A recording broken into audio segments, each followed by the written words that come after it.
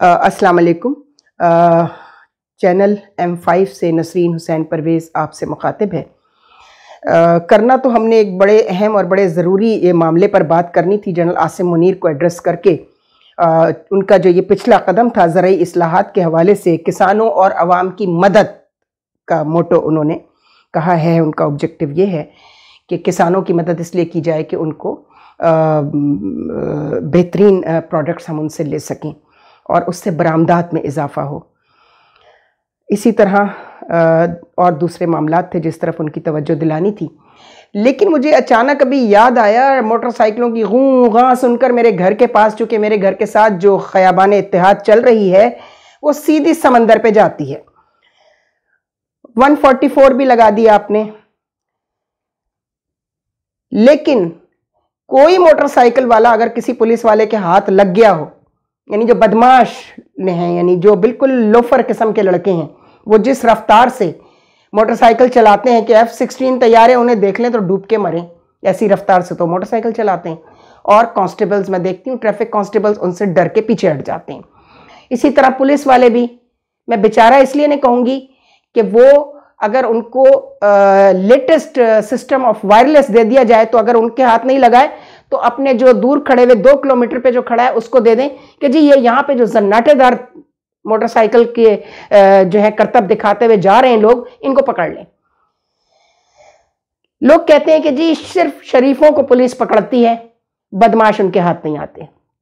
मैं इससे इसलिए इत्तेफाक नहीं करती कि मुझे 2 दफ़ा जो है ना, एक दफ़ा सिग्नल तोड़ने पर मैं किस ध्यान में थी, कब्रिस्तान से वापस आ रही थी, अभी 20-25 दिन पुरानी बात है, तो मुझे मेरे ही घर के पास एक पुलिस कांस्टेबल ने रोक लिया।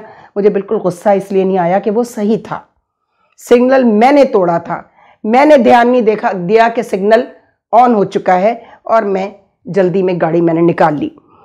तो उन्होंने मुझे कहा कि मैडम देखिए आप लाइसेंस दिखाइए। मैंने कहा कि लाइसेंस तो घर पर है, लेकिन आप मेरा चालान कर लें, जो भी पैसे बनते हैं मैं दे दूंगी। तो उसमें से एक दूसरा पुलिस कांस्टेबल आया और उसने कहा कि मैडम आप शायद पहली खातून हैं जो हम पे नाराज़ नहीं हो रही इस बात पे, वरना लोग सिग्नल्स तोड़ते हैं, जब हम उनको रोकते हैं तो चोरी और सीनाजोरी के मुतरादिफ हम तो हैं ही बदनाम जी। पुलिस वाले तो होते ही राशि हैं, होते ही करप्ट हैं, तो वो हम पर बरसना शुरू हो जाते हैं। और ख़वातीन तो ख़ास तौर पे इस कदर बदतमीज़ी करती हैं, तो हम उनको खातून होने की वजह से हम उनके साथ क्या बदतमीज़ी करें। हम कहते हैं जाएँ, चली जाएँ, लेकिन हम आपको इसलिए नहीं छोड़े। आप यकीनन ऐसी सूरत हाल पैदा हो गई होगी जहनी तौर पर कभी, तो मैंने उनको बताया कि हाँ भाई मैं कब्रिस्तान से आ रही हूँ और मेरा बिल्कुल दिल और दिमाग जो है वो आजकल मेरा साथ नहीं देते। शुक्र है कि एक्सीडेंट कोई नहीं हुआ। और मेरे भाई ने मुझे कहा भी है कि अब आप कब्रिस्तान जाएं तो ड्राइवर के साथ जाया करें। लेकिन मैंने कहा कि ठीक है, जो लिखा है मुक़द्दर में जो होना है वो होकर रहेगा। तो उसने मुझे कहा कि नहीं, आपने बेशक सिग्नल तोड़ा है, लेकिन आपने जिस तरीके से हमें ऑफ़र की है कि हम आपको चालान करके आपसे पैसे ले लें, हम आपसे ना पैसे लेंगे ना चालान करेंगे। चूँकि हमें लोग बहुत बुरा भला कहते हैं, लेकिन लोगों ने आज तक अवाम के रवैये पर कोई शिकायत नहीं की कि अवाम का क्या रवैया होता है। अवाम भी अपने रवैये पे गौर करें, आप ही अपनी अदाओं पे ज़रा गौर करें।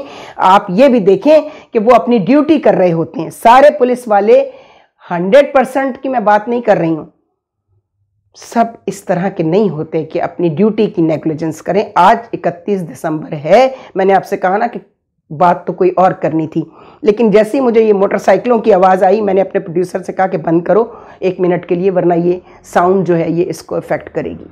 और रात 10 बजे के बाद जो तूफ़ान बदतमीज़ी मचेगा, जो उधम मचेगा, कोई बात नहीं, नया साल आ रहा है ना। तो मैं अपने ऑडियंस को चैनल M5 और चैनल मुक़द्दमे की तरफ से दुआ देती हूँ कि परवरदिगार ये आने वाला साल जो है ये आपके लिए बेहतरीन हालात का और कामयाबियों का ज़ामिन हो। आप अपने बच्चों के सर पर न सिर्फ सलामत रहें, बल्कि माएँ उनकी तरबियत पर पहले से ज़्यादा तवज्जो दें। अब ये जो लड़के बदतमीज़ी करते हैं समंदर पर जाने वाले, पुलिस सबसे ज़्यादा यहाँ लगी होती है, देखा जा सकता है। मैंने ईजान को, मैं भूल गई कहना कि ये ज़रा एक शॉट बना लेना, मैं ना भी बनाऊं तो सबको मालूम है कि ख़याबान इत्तेहाद जो कोरंगी रोड से शुरू होती है और सी व्यू तक समंदर तक जाती है, वहाँ जो कुछ होता है کوئی شریف آدمی گھروں سے نہیں نکلتا، چاہے وہ گاڑیوں میں ہے، چاہے اس کا کوئی ضروری کام ہے. ایمبولنس تک جو ہے وہ کوشش کرتے ہیں ایمبولنس والے کہ وہ اس روڈ سے نہ گزریں، چونکہ اتنی بدتمیزی ہوتی ہے اور اس قدر انہوں نے گھیرا ہوتا ہے سڑک کو، اور سڑک پر ہی کرتب دکھا رہے ہوتے ہیں. 2-2 3-3 موٹر سائیکل والے ایک دوسرے کا ہاتھ پکڑ کر ایسے چل رہے ہوتے ہیں، سانپ کی طرح رینگ رہے ہوتے ہیں جان بوجھ کر. مجھے نہیں سمجھ میں آتا. تو یہ تربیت کا فقدان ہے نا. اب پولیس والے آپ کی تربیت تو نہیں کریں گے نا، تربیت تو ماں کا کام ہے. اور چینل M5 میں ہمارے ہاں جو ایک سبجیکٹ ماں ہے وہ اسی لیے ہے کہ مائیں یہ سوچ کر فارغ ہو گئی ہیں کہ تربیت پولیس کرے گی بھائی، فوج کرے گی، رینجرز کریں گے. بھائی یہ ان کا کام نہیں ہے، تربیت آپ نے کرنی ہے. آپ خود نیو ایئر کے اوپر جو ہے ہماری خواتین ایک خاص کلاس ہے، وہ تو نیو ایئر پارٹیاں ہوتی ہیں اسلام آباد میں خاص طور پہ، بیوروکریسی، اور اس میں ہر طرح کی خرافات، پینا پلانا، بدماشی، ہر طرح کی بےہودگیاں یہاں بھی ہوتی ہیں. نیو ایئر پارٹیاں کہلاتی ہیں وہ. دیکھیے لوگ بعض یہ بھی ہیں، یعنی میں تو لوگوں کے اوپر حیران ہوتی ہوں، کہتے ہیں بھئی ہمارا یہ 31 دسمبر سے کیا تعلق ہے؟ کیوں تعلق نہیں ہے بھئی؟ یہ قمری مہینہ ہے. جس طرح ہمارا جو ہے وہ یہ شمسی مہینہ ہے. آپ یہ بتائیے، دونوں ہمارے ہیں، چاند بھی ہمارا ہے اور سورج بھی ہمارا ہے. چاند کی تاریخیں ہوں یا انگریزی تاریخیں اسے کہا جاتا ہے، لیکن میں اس کو شمسی تاریخیں کہتی ہوں. دونوں ہمارے ہیں. قمری مہینے کی تاریخیں بھی ہماری ہیں اور شمسی مہینوں کی تاریخیں بھی ہماری ہیں. تو نیا سال جو ہوتا ہے اس کی آمد پر بچوں کو یہ بتائیں، بے شک چھوٹی موٹی خوشیاں ضرور منائیں. کہیں نہیں منع کیا گیا ہے کہ آپ خوشی نہ منائیں. فتح مکہ کے موقع پر خواتین دف بجا رہی تھی تو رسالت مآب کسی نے آ کر کہا کہ دیکھیے وہ خواتین دف بجا رہی ہیں، خوشیاں منا رہی ہیں، تو ہم ان کو روکنا چاہتے ہیں. تو آپ نے کہا کوئی ضرورت نہیں ہے. یہ ایک نیچرل ایکسائٹمنٹ جو ہے اس کو کبھی نہ روکیں. آپ نے منع کر دیا کہ کسی کو خوشی منانے سے اس وقت تک مت روکو جب تک ان کے خوشیاں منانے کا انداز دوسروں کے لیے تکلیف کا باعث نہ ہو. تو یہ آپ کو خود دیکھنا پڑے گا کہ آپ کے بچے جو یہ موٹر سائیکلیں اور گاڑیوں والے ذرا مہذب طریقے سے وہ نکلتے ہیں، لیکن یہ نیو ایئر پارٹیاں گھروں کے اندر ہوتی ہیں. اب تو گھروں میں بار بننے لگے ہیں ماشاءاللہ. اگر آپ یہ اس علاقے میں جہاں میں رہتی ہوں، ڈیفنس سے لے کے آگے کلفٹن تک جو نئے گھر بن رہے ہیں، ہر گھر میں بیسمنٹ ہے اور بیسمنٹ میں بارز بھی بنے ہوئے ہیں. یعنی شراب اس کلاس کا لازم و ملزوم بن چکی ہے. اپنے گھر میں لوگ کہتے ہیں ہمیں کیا، اپنے گھر میں کر رہے ہیں جو کچھ کر رہے ہیں، اپنی خبر کے وہ خود ذمہ دار ہیں. بے شک ہیں، لیکن برائی کو برائی کہنے میں تو کوئی آر نہیں ہونا چاہیے نا.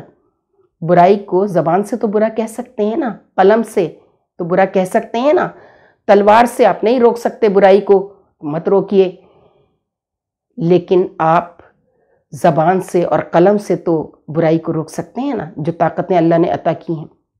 میں 10 دفعہ یہ قصہ سنا چکی ہوں حضرت شعیب علیہ السلام کی امت کے عذاب کا، اور اس کی مین وجہ یہی تھی کہ وہ لوگ جنہیں ہم اچھا سمجھتے تھے کہ جی بس اپنے آپ میں مگن رہتے ہیں، اپنے آپ سے کام رکھتے ہیں، اپنے اطراف چاروں طرف جو کچھ ہو رہا ہے وہ اس میں دخل نہیں دیتے. اس کے لیے منع کیا اللہ نے. منع کیا ہے کہ تمہیں 4 طاقتیں عطا کی ہیں، ہاتھ، تلوار، زبان اور قلم. سورہ نون والقلم کی آپ 16 آیات شروع سے، پہلی سے لے کے 16ویں آیات تک پڑھ لیجئے. کیا کہا گیا ہے ولید بن مغیرہ کے لیے، جس کو لوگ گالی کہتے ہیں، لیکن اللہ نے ہر مفسر نے یہی لفظ استعمال کیا ہے کہ یہ حرام زادہ ہے. I'm sorry to say یہ گالی کے زمرے میں آتا ہے، لیکن اس کے بہت زیادہ بیٹے تھے اور وہ اپنے بیٹوں پر فخر کرتا تھا. ولید بن مغیرہ خالد بن ولید صاحب کے والد تھے یہ، اور اس نے بہت ستایا تھا رسالت مآب کو. اتنا ستایا تھا کہ نعوذ باللہ وہ ان کو کہتا تھا یہ تو دیوانے ہیں، محمد جو ہے نا دیوانے ہو گئے ہیں، نعوذ باللہ، ان کی باتوں میں نہ آئے کوئی. تو اللہ نے یہ 16 آیات نون والقلم قرآن مجید کی اٹھا کر پڑھیے کہ ولید بن مغیرہ کے لیے کیا لفظ استعمال ہوا، اور کہا میرے محبوب، اے رسول، اے محمد صلی اللہ علیہ وآلہ وسلم پریشان نہ ہو. یہ میں نے جو لفظ بتایا یہ اس کے لیے قرآن میں استعمال ہوا ہے. اور یہ اپنے بیٹوں پر اور اپنے پیسوں پر فخر کرتا ہے، ہم اس کی ناک پر خرطوم لگائیں گے۔ خرطوم عربی میں کہتے ہیں نشان لگانے کو، داغ لگانے کو۔ آپ نے اکثر سنا ہوگا نا، ناک کٹ گئی، خاندان کی ناک کٹ دی اس لڑکے نے یا اس لڑکی نے، پورے ایسا اس نے کوئی عمل کیا۔ تو ناک پہ خرطوم لگانے کا مطلب کیا ہے کہ ہم اس کو انتہائی ذلت کی زندگی عطا کریں گے جو تمہارے بارے میں یہ بات کرتا ہے۔ تم اچھائی پھیلانے نکلے ہو، تم میرا پیغام لے کر اس کو عام کرنے نکلے ہو، تو ہم اس کا، ولید بن مغیرہ کا، ہم جو حشر کریں گے اس میں آخری بات یہ کہ اس کی عزت کو روند ڈالیں گے۔ اس نے جو بنائی ہوئی ہے عزت جھوٹی، اس کو ہم روند ڈالیں گے، خرطوم لگائیں گے۔ تو آپ یہ دیکھ لیجئے کہ ہم ان برائیوں پر ہماری نظر کبھی نہیں جاتی جو دوپٹہ سر پہ لے کر کی جاتی ہیں، ان برائیوں پر ہماری نظر کبھی نہیں جاتی جو نقاب چہرے پر ڈال کر خواتین ہماری جو حرکتیں کرتی پھرتی ہیں۔ میں آپ کو نہیں اس بات کو کہنا چاہتی تھی، لیکن یہاں ڈاکٹر اسرار کا ایک ادارہ ہے الہدا کے نام سے، وہاں بہت ساری خواتین کو میں دیکھتی تھی، ان کا ڈرائیور ان کو چھوڑ کے جاتا تھا، نقاب انہوں نے لگائی ہوئی ہوتی تھی، لیکن وہ الہدا کے دروازے سے لوٹ کر آتی تھی، تھوڑی دیر پیدل چلتی تھی، اور اس کے بعد ان کو ایک دو گاڑیاں لینے آتی تھیں اور وہ اس میں چلی جاتی تھیں، اور پھر جب الہدا کے وعظ اور درس ختم ہو جاتے تھے تو اس سے ختم ہونے سے ان کو ٹائم پتہ ہوتا تھا، کچھ دیر پہلے وہاں پہنچ جاتی تھیں۔ یہیں ڈیفینس کلفٹن کی عورتیں فیز 6 میں ہے یہ، تو ان کا ڈرائیور آتا تھا تو دیکھتا تھا اندر سے نکل رہی ہیں، نہ ان کے شوہر کو پتہ چلتا تھا کیا حرکت کر کے آئی ہیں، نہ ان کے بیٹوں کو، نہ ان کے بھائیوں کو۔ یہ کیسا پردہ ہے؟ یہ کون سی فنکاری ہے؟ تو پہلے بھی میں نے بتایا آپ کو ایک کلپ میں کہ چہرے کا پردہ عورت کے لیے اس لیے نہیں رکھا گیا چونکہ اس زمانے میں عرب میں عورتیں چہرے پر نقاب ڈال کر برے کام کرنے جاتی تھیں۔ بس یہی کہنا تھا کہ پروردگار جو نیا آنے والا سال ہے، سب سے پہلے تو وہ ہمارے ملک کے لیے بہترین ثابت ہو، اور آنے والے الیکشنز گو کہ ہمیں اس کا رزلٹ پتہ ہے، رزلٹ سب کو معلوم ہے، جو بھی آئے منتخب ہو کے اس نے اس ملک کے لیے، عوام کے لیے کچھ نہیں کرنا۔ پہلے تو وہ اپنا انویسٹمنٹ باہر نکالے گا جو اس نے الیکشنوں پہ پیسے خرچ کیے ہوں گے۔ ہم اس پر جو الگ کلپ اب کریں گے الیکشن کے حوالے سے، ذرا میں ایک دو چیزوں کا ویٹ کر رہی ہوں، میں کچھ معلومات اکٹھی کر رہی ہوں آنے والے الیکشن کے حوالے سے، تو ہم اس پر بات کریں گے۔ لیکن اللہ کرے سب سے بڑا جو طوفان اور زلزلہ اس ملک میں آیا ہوا ہے وہ ہے مہنگائی کا طوفان، and above all مصنوعی مہنگائی کا جو طوفان ہے، وہ اس لیے کہ ان کو کوئی پوچھنے والا نہیں ہے۔ ریٹیلرز جو کچھ کر رہے ہیں اور گروورز جو کچھ کر رہے ہیں، مینوفیکچررز جو کچھ کر رہے ہیں، پہلے تو حکومت یہ پوچھے کہ وہ ٹیکس کتنا دیتے ہیں، ان سے نہیں پوچھیں گے۔ ٹیکس ریونیو آفیسرز کرپٹ ہیں، کیسے پوچھیں گے؟ تو اس پر ظاہر ہے کہ آئندہ ایک کلپ میں بات ہوگی۔ آج صرف دعائیں ہیں کہ پروردگار ہمارے بچوں کو ہر قسم کی ان خرافات سے دور رکھے جو وہ نیو ایئر کے نام پر کرتے ہیں۔ نیو ایئر نائٹ کو وہ یہ سمجھتے ہیں کہ یہ بےہودگی، بدتمیزی اور بہت سارے دوسرے کام جو ایلیٹ کلاس کرتی ہے، یہ اس کے لیے ہے۔ یعنی وہ اپنے نئے سال کا آغاز ہی خرافات اور ضلالتوں سے کرتے ہیں، اس ضلالت سے جس کا جواب دینے کی ان کو آگہی ان کے والدین نے نہیں دی۔ خدا حافظ۔ افسانہ ہستی ہم اپنے آقا کو سنائے جاتے ہیں، امید لگائے بیٹھے ہیں۔